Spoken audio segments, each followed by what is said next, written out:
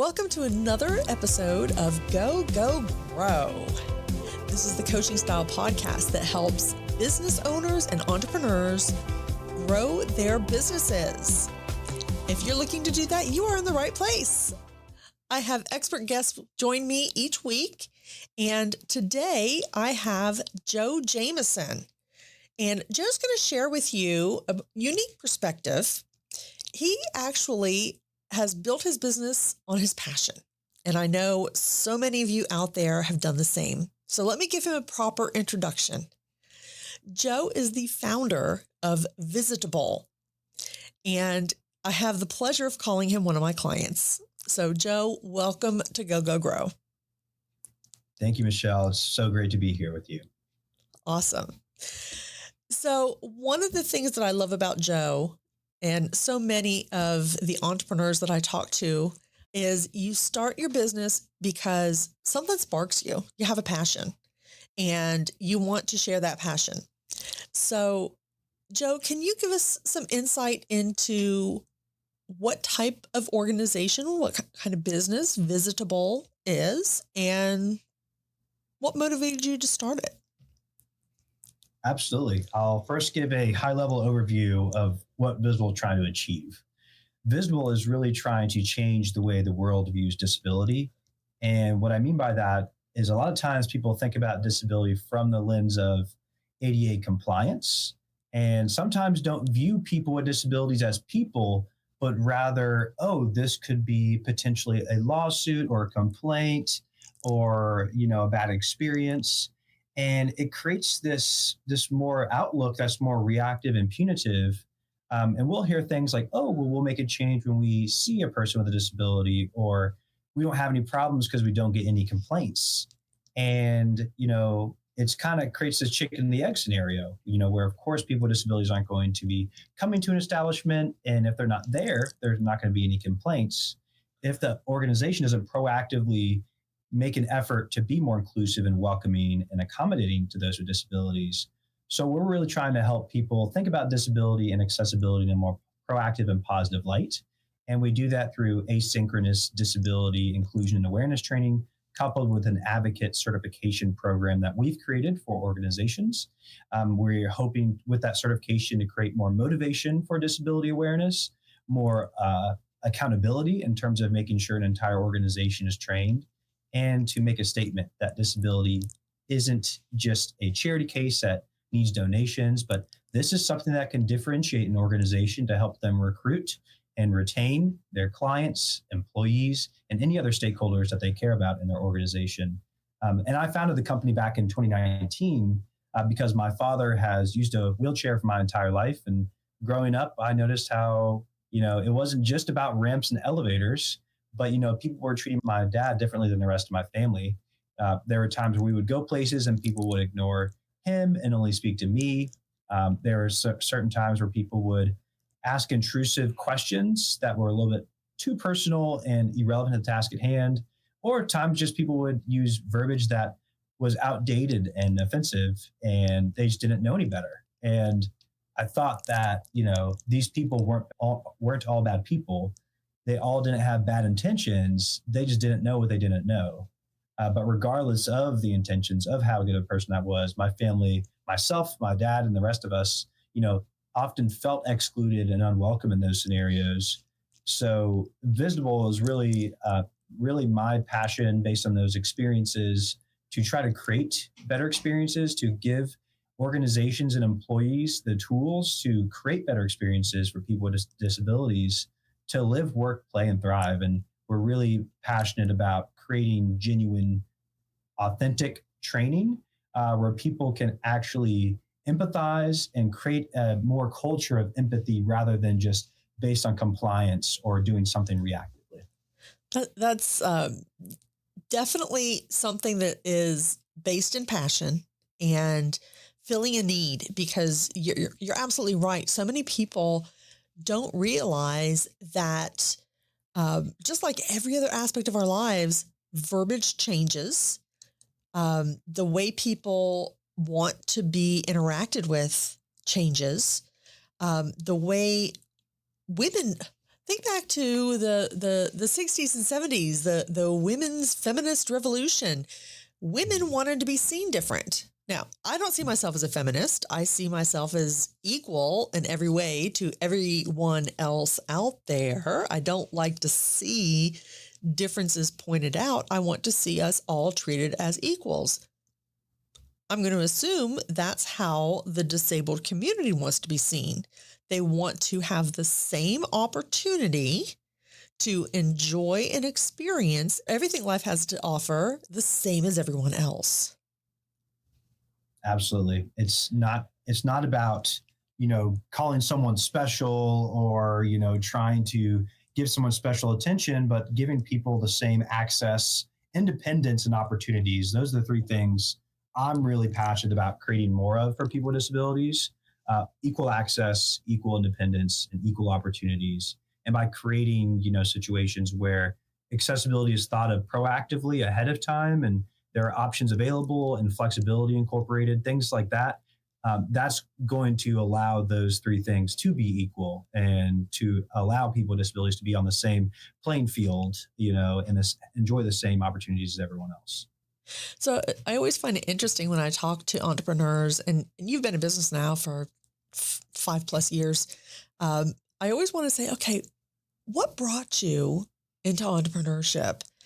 Because, it's always, it's a big decision in life, whether you kind of happen upon starting your own business or if it's intentional. And you shared with me 2019 as part of your capstone course at UVA. Tell us a little bit about that. Yes. So I did the entrepreneurship minor at the University of Virginia. Fun fact, I didn't get into the business school. So the entrepreneurship minor was a way for me to still get in front of those commerce school, business school professors and really learn from them being some of the greatest professors at the University of Virginia. And so I was able to take the entrepreneurship minor, and the capstone course was called Launch. And it was the whole goal of it was to create your own business. And they started out by saying, if you start a company, you need to pick something that you're passionate about, which kind of goes to the main topic of this podcast episode. And they basically just said, if you want to start a business, you need to pick something that you can keep with you. That's something that can get you up in the morning. And they started having us think about, big world problems and thinking about what we're actually passionate about. And at that point, it became pretty much a no-brainer that I knew this problem like the back of my hand, the problem of accessibility, the world not being accessible for my family and my dad and all of us. And it came down to, how do I apply this to the business world in a way that can create a sustainable, scalable business? And that's where they had us going out in the community and just seeing what we were able to do. In this case, I had a lot of knowledge on how to make something more wheelchair accessible, which we've grown since then. But at the moment, I was going to the downtown mall of Charlottesville and just knocking on doors and seeing if I could get anyone to be open to any feedback or consultation for their wheelchair accessibility. And got a lot of no's. We all do. Yeah. And then COVID hit, and no more knocking. Yeah, no knocking then. So after that, it just became a process of becoming more comfortable and reaching out to bigger organizations and agencies, and growing in a way to incorporate all disabilities, to incorporate more services, expanding, focusing, and eventually coming to a product that I believe really is the sustainable and scalable product, which is this training that I'm excited about. And also something that I was the most passionate about after exploring all the services. I really wanted to focus on mindset and attitude. And that's how I really decided on training. And from here, I'm not going to say I have all my markets perfectly defined yet, as you know, Michelle, but we're working on that, Joe. We're working on that.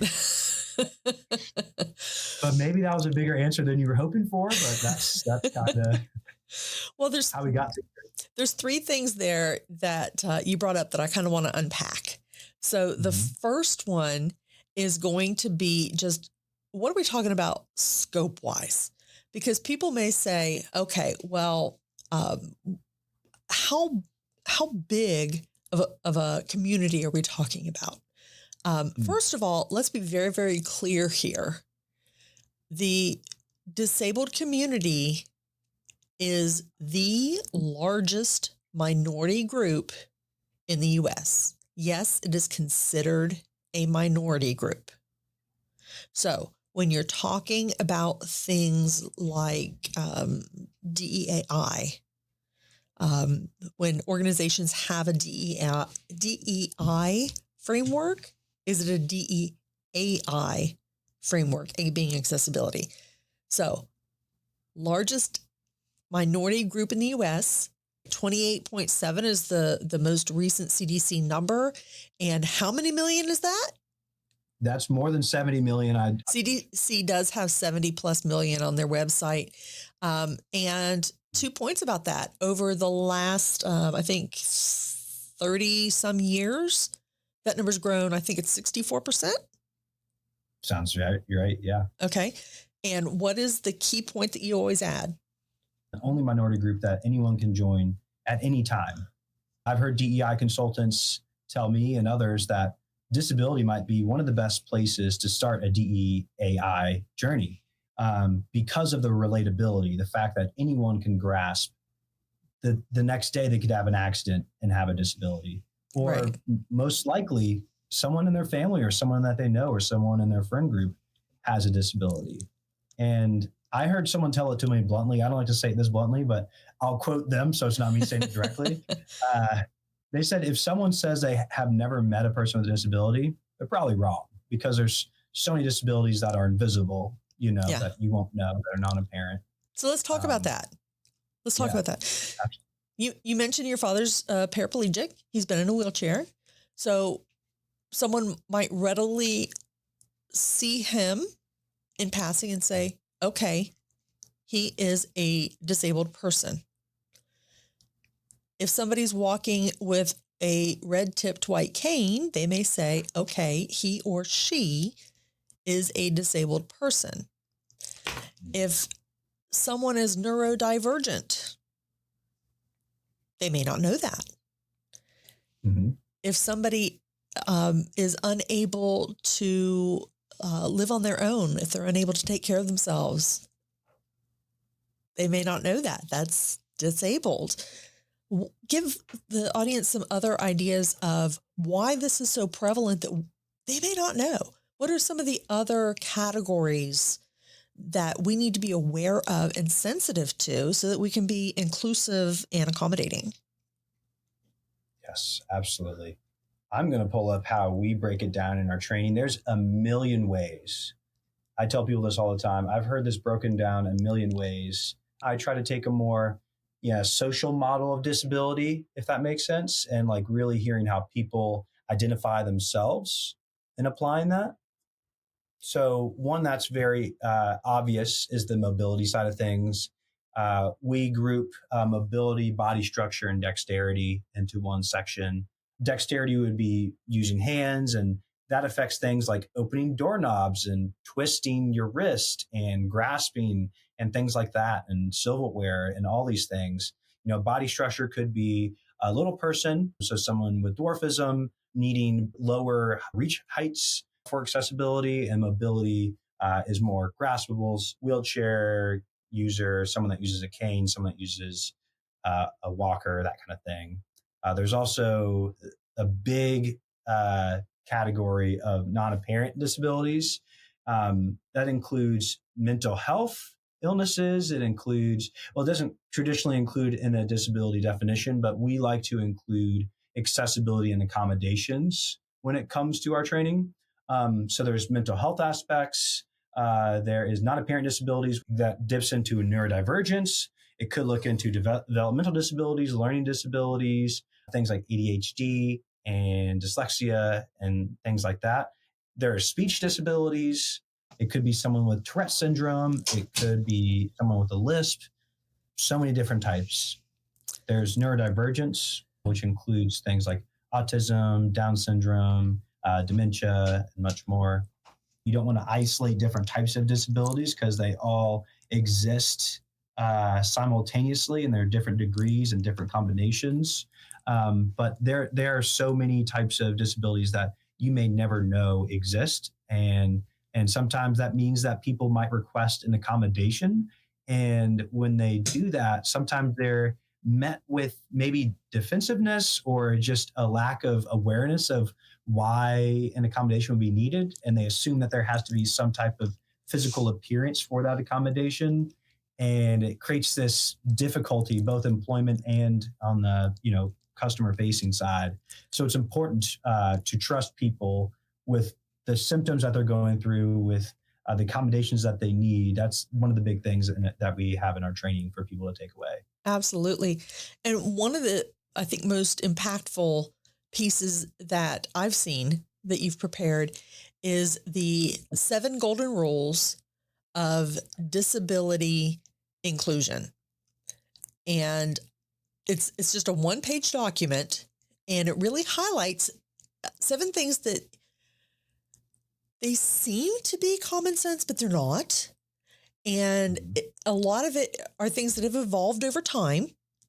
And again, if it's something that you've not had a lot of personal interactions with someone on a regular basis that has had needed some of these accommodations or has been in that disabled community, you may not even be aware that the words you've been using are considered offensive by a lot of people. Or maybe your sincere offer to help is misplaced. So let's pop that up for just a few moments here. And can you kind of highlight what those 7 golden rules are that you've come up with? Absolutely. So golden rule number 1 is practicing respectful behavior matters. This should be a common sense golden rule, but it's just to make sure that everyone, regardless of disability or not, is treated with respect and not singled out and not treated rudely or anything like that. Mm-hmm. The second golden rule we talk about is positive language makes a positive difference. As Michelle highlighted before, verbiage and self-identification is changing all the time. And it's important to be aware of what the most up-to-date verbiage is to be respectful of people's preferences.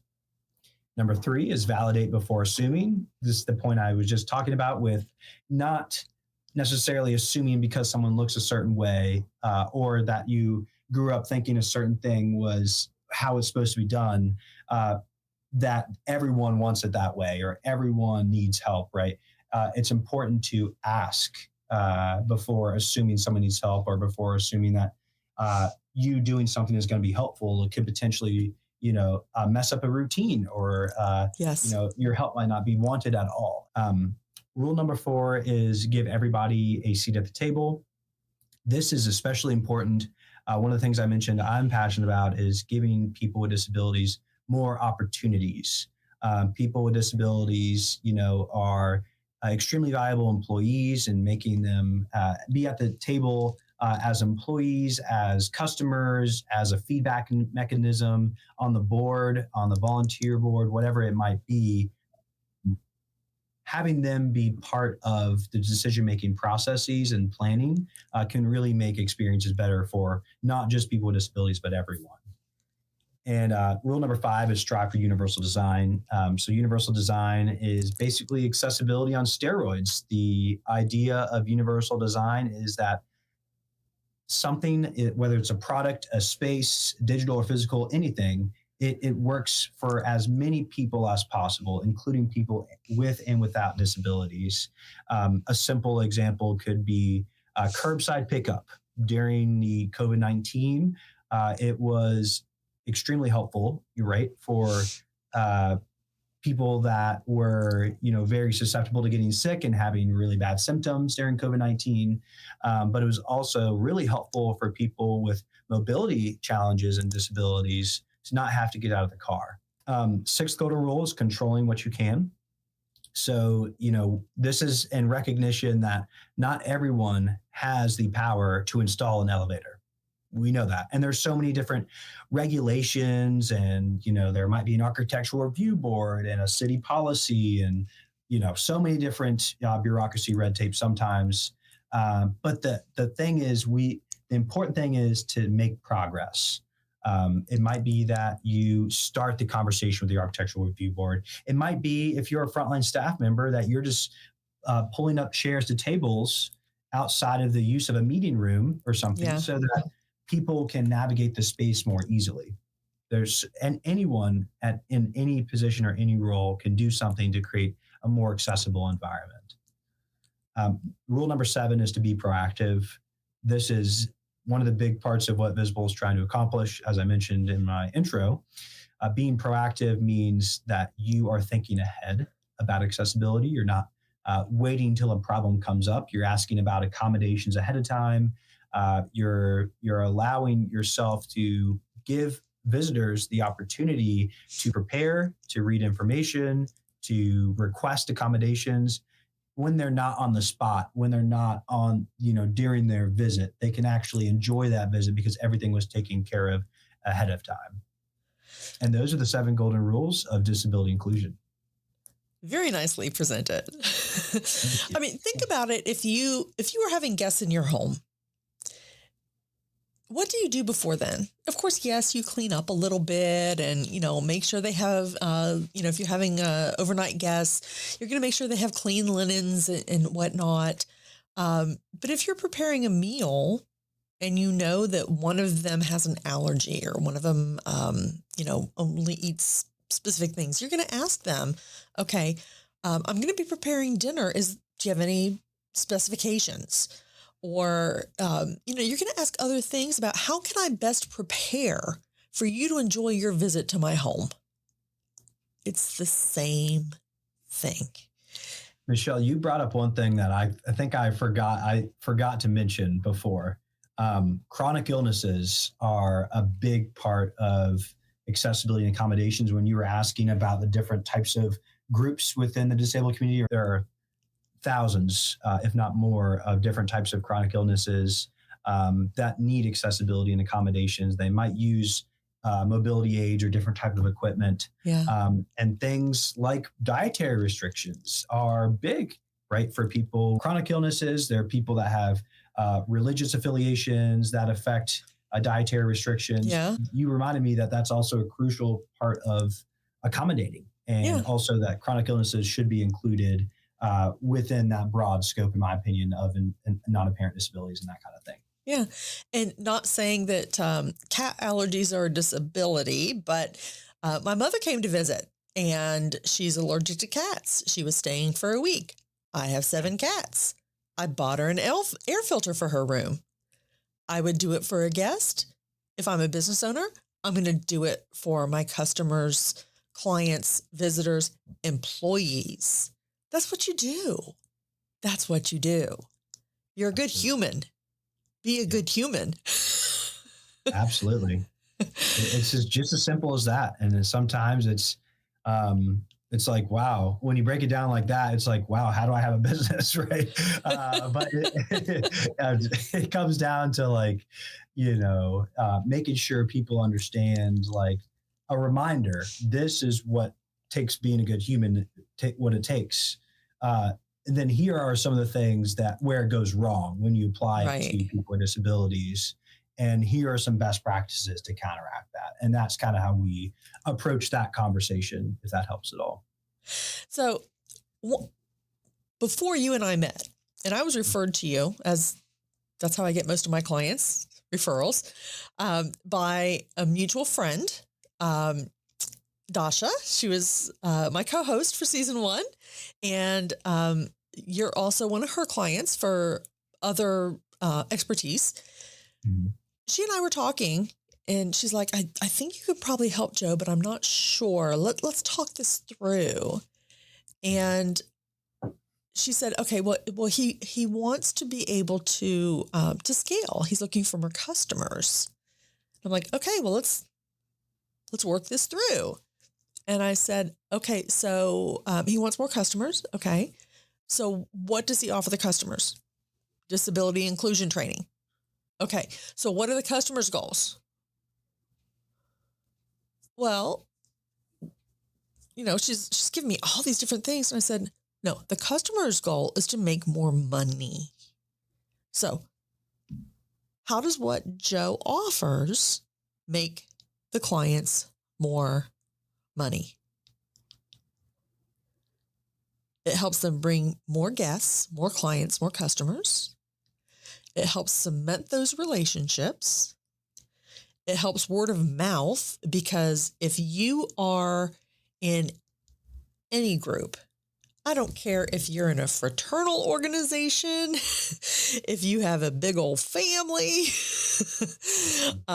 if you're a first responder or whatever the case may be, if you are in a minority group, you tell people when you have a good experience, especially if you need accommodations. So if your organization goes through a disability inclusion and gets that certification, you can proudly advertise, hey, our team members know how to properly accommodate and include and make accessible our product, service, and location for the disabled community.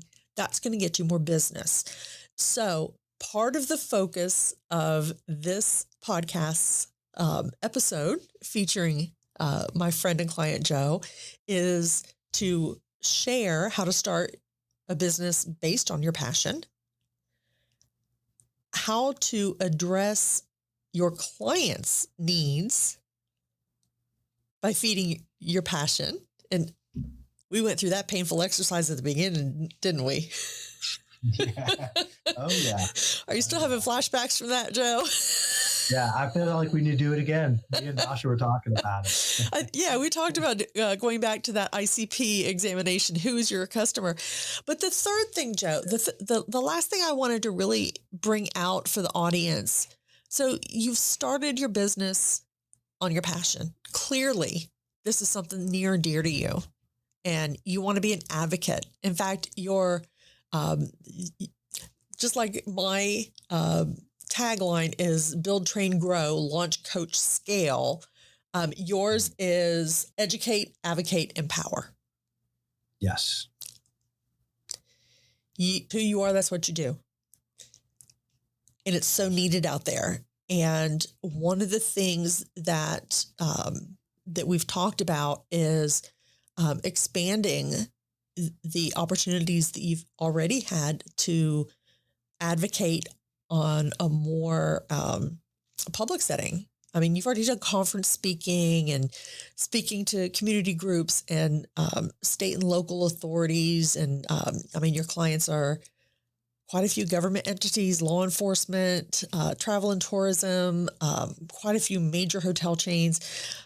So if you're looking for someone who can speak on an expert basis to disability inclusion, Joe's your person. But Joe, sometimes passion's not enough, right? Right. Absolutely. Absolutely. Okay. So when sometimes passion isn't enough, how did you get what you needed to launch and grow your business? That's what the listeners want to know. How do I grow my business based on my passion? Yeah. I mean, I am a first-time founder, so I might be slower to learn than others. And I don't think my knowledge was where it needed to be to get to where I wanted to go as fast as I wanted to go, but that's okay. We're getting there. And I think everyone applies. It's important to be patient and keep pushing. I've had people tell me know when to quit, and I think that's important too. But it's also important to almost always be in that mindset of, stick with it. You could see the light of the tunnel at the other side. I think that's probably the first thing I'd say. But, I think one of the biggest things that I learned is like really talking to the customer makes all the difference. I don't think anything is more important than that.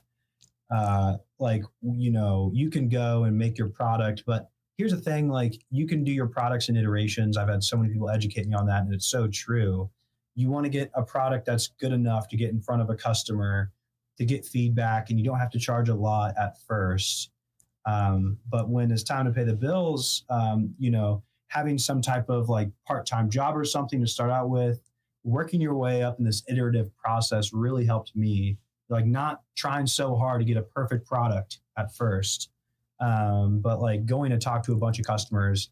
I was basically selling it for nothing, right? Like I wasn't making enough to support just by the business alone at first. I kind of did the bootstrapping route too, if that means anything to anyone, but it probably means something to everybody watching. Yeah. Yes.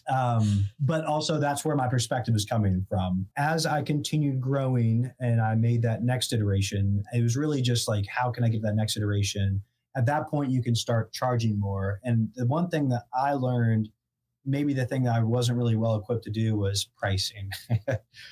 Pricing is extremely difficult. And I think that first time entrepreneurs especially are always going to undervalue their pricing. And I know a lot of organizations doing free services out there. And sometimes, and I've had a discussion with many different professionals, sometimes just the attitude is different when you charge what you're actually worth. So that was my biggest learning curve of like, I was definitely undervaluing myself at first. Yeah. I haven't figured it all out yet, but I think the thing I have figured out is it's all about talking to the customer and having an iterative process where it's not about having everything perfect at first, but it's about having something that's good enough that you can go to customers and get feedback and continue to improve and figure out who your best customer is. You've got the nail on the head there. That minimum viable product, that MVP to get it out there, and you may not know exactly what your customer wants. You may think that you've got a solution to their problem, but you may be close but no cigar. And this is not horseshoes. You're not gonna get a ringer.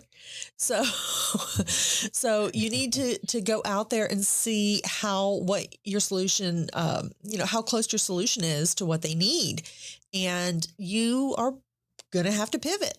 If not today, then tomorrow. So be proactive and prepared for that. And I absolutely agree with you. So when you get out there and you realize that I need to bring in help because, wow, I don't know SEO. Wow, I don't know thought leadership. Wow, I don't know lead generation. Wow, I don't know the ICP process. Bring in a coach for that. Bring in a consultant, or get some additional training. You mentioned UVA and their entrepreneurship program. I went to University of Georgia for my MBA. They had a fantastic entrepreneurship program. The director of that program went to Kennesaw University in Kennesaw, Georgia. Fantastic man there. I don't think he's there anymore. My undergrad was John Carroll University, and that is that entrepreneurship department is now led by I believe Dr. David Clifford, who I went to school with. So go to your schools and universities near you. Take a few courses. Go to your small business administration or small business development centers in your local area. Learn the foundation of what you don't know, so you know when you hire that support, you can at least speak that language. Don't just say, okay, tell me what I need to do. You need to understand what you're being coached to do so that you can make a smart decision, but you don't know everything. You shouldn't do everything. Yeah. I also liked what you said about pivoting too. Just to share a personal example, I started with a whole gambit of services of providing assessments, providing a database of accessibility information, providing, linking, finding, recruiting, and actually like implementing a process of local secret shoppers or mystery guests with disabilities to go into an establishment, and creating a report with all of that, creating a website listing, and doing a training. And talking about that, like the passion was, I could do any of these things. I'm passionate about any of these things. And it became a point where as I did better, I couldn't keep up with it sustainability wise. Yeah. Like I couldn't scale it at the level of quality that I wanted to do. So it became a task of picking what I was most passionate about, and something that I really felt the most passionate about, scaling. And at that point, I decided that training and affected mindset and attitude, which affected everything else of the services that I was doing. If people don't have the right mindset, it's just another accessibility assessment report sitting on a shelf and no one's going to look at it. So I just wanted to agree with the pivoting too, and focus. Mm-hmm. Focus is big too. You can't do everything for everyone, especially when starting out. Like there's an opportunity that I might expand back out later. But for now, I really feel good about the fact that I chose something that, one, I was passionate about, and two, that I can actually work to scale. Absolutely. Yeah. Become an expert, a thought leader, an impact on one area. Really, I hate to use the word perfect because nothing is ever perfect, but really emphasize making that the way it needs to be. And then, first of all, you have a built-in customer base for your next product or service. But anything you do after that is going to be that much easier because you've already proven the market and the value. So I think you're in good shape with that intentional decision to scale back before you can scale up. That's good. Right. But I do want to to wrap things up with sharing a few other places that anyone that's watching can get some additional value from the resources that you've already created. Your website is very rich, and that's VisitAble.io. We will share that in the show notes.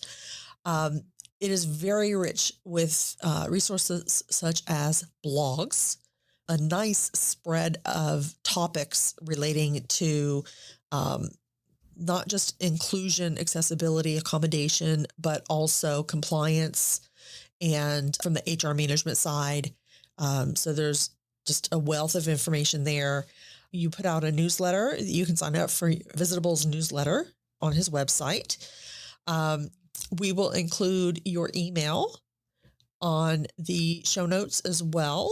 And if you would like your own copy of the 7 Golden Rules, and you email Joe and ask sweetly, he will be happy to send you a copy. If you are any type of organization, whether you're a for-profit company, a nonprofit company, a government organization, a civic organization, a religious organization, whatever type of organization, if you would like to have someone speak with passion about disability inclusion, please contact Joe. He will share information, he will share passion, he will share spirit, and he will share resources. Does that kind of sum it up, Joe? Yes, absolutely. And if we also provide some helpful reminders on social media too, if anyone would like to follow us there, we are posting more frequently than doing a newsletter. So in case people want more frequent, quotes and stats and stuff like that, we're on top of that on social media too. Absolutely. And we'll include all of your links and resources and whatnot. And of course, he's available for any other type of media appearances. He really wants to get the word out because this is such an important. So anything else you'd like to share, Joe? I don't think so, but thank you. And anyone feel free to reach out at any time. I'm happy to share more thoughts and be assistance any way I can. Really grateful for the opportunity to be here with you, Michelle, and share some thoughts on this important topic. Absolutely. Well, thank you all for watching. This has been another exciting episode of Go, Go, Grow with Joe Jamison and VisitAble.